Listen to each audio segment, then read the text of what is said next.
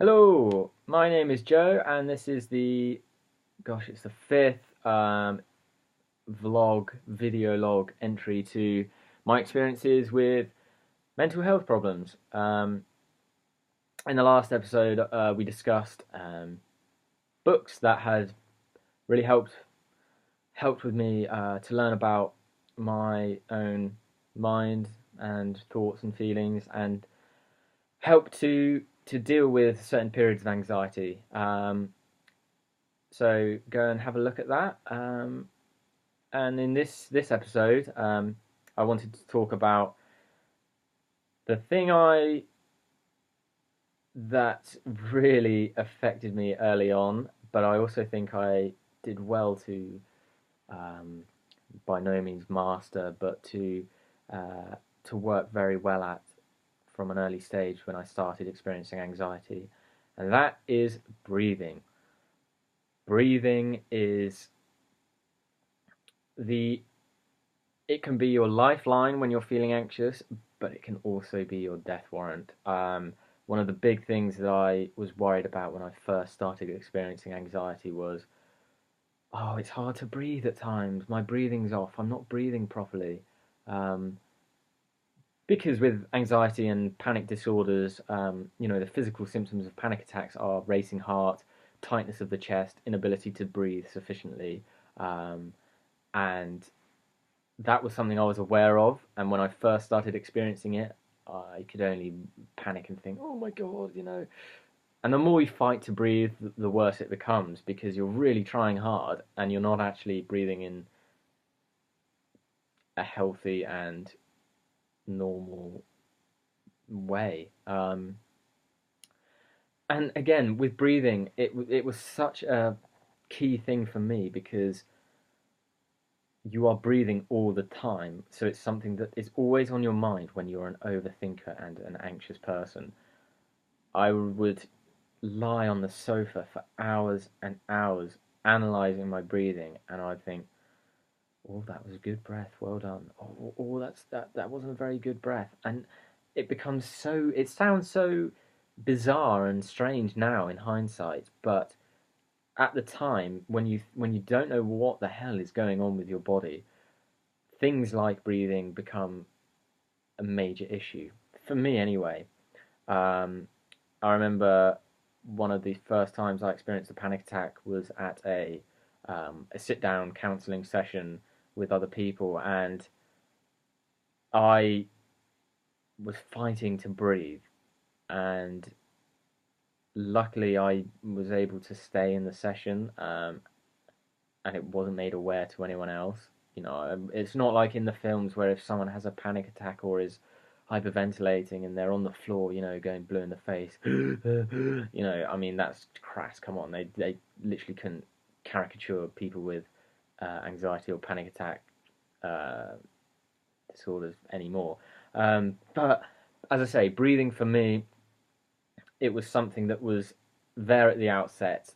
Um, but when I was able to begin to work with it and to learn and practice how it can actually benefit me and help my anxiety, um, that was one of the biggest factors that helped me on my journey.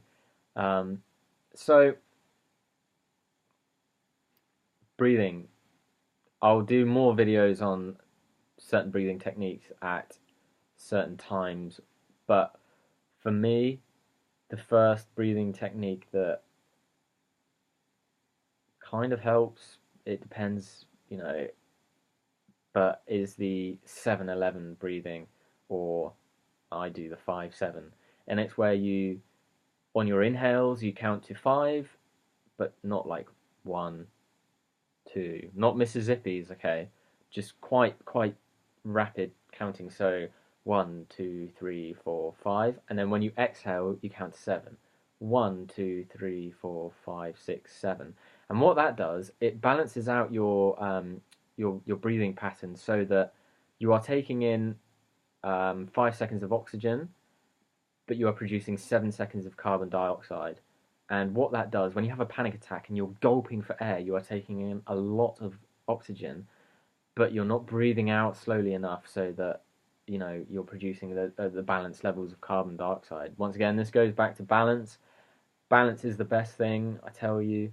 Um, and when you have a panic attack and you're flooding your body with oxygen, all that oxygen is getting pumped around in your blood, and it's causing your heart to beat faster and faster and faster and harder. So the 5-7, the premise of the 5-7 technique is to breathe out for longer than you are breathing in, and that is a really, really good rule.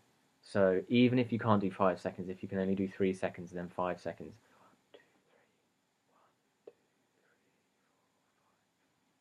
just doing it like that in your head is fine. Um, that can really help. And if you commit to that and you say, okay, I'm going to do that however many times I want, don't set yourself a target. I don't really like setting myself limits or targets, or I just say just do it for however long I want or however long I don't want. So the 5-7 breathing can help just during the day if you're getting thinking overly much or getting a bit anxious. Another breathing technique that I think has helped me massively, and the majority of my breathing techniques I have to use when I go to sleep, and that is the 1 relax, 2 relax, 3 relax, and so on method. That's not the official name. That's just the Joe's unprepared nickname for it.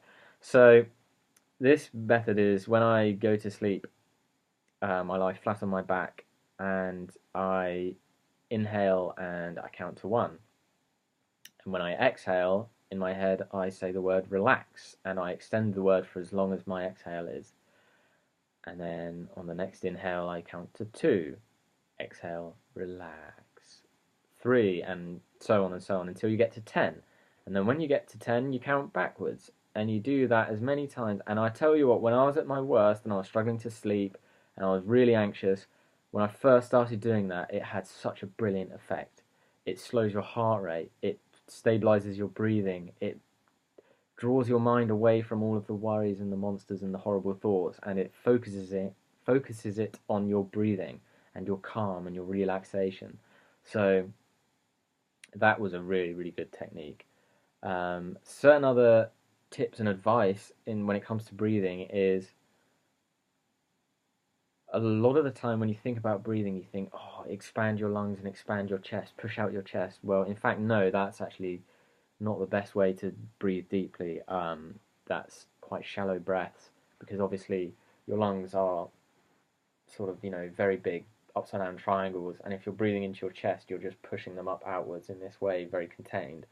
Whereas and this is how I think about it, 2 things. If you imagine you're breathing from the base of your spine, so you've got so much more room to breathe into.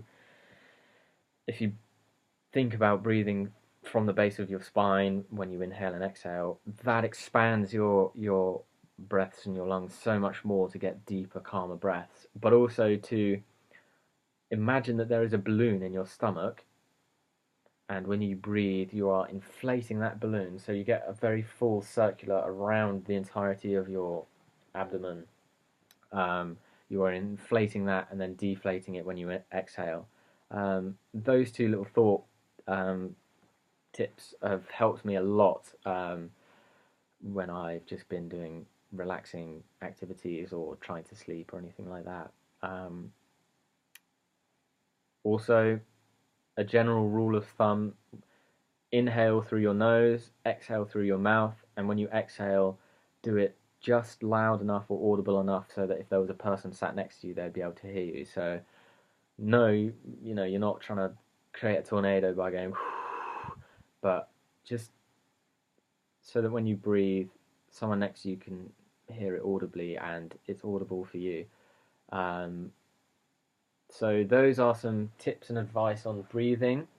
If you find it difficult to breathe through your stomach from the base of your spine when you start, just practice at placing your hands on your chest, and it's best when you lie down flat on your back, and just practice, breathing through your stomach and imagining you're breathing in and out from the base of your spine.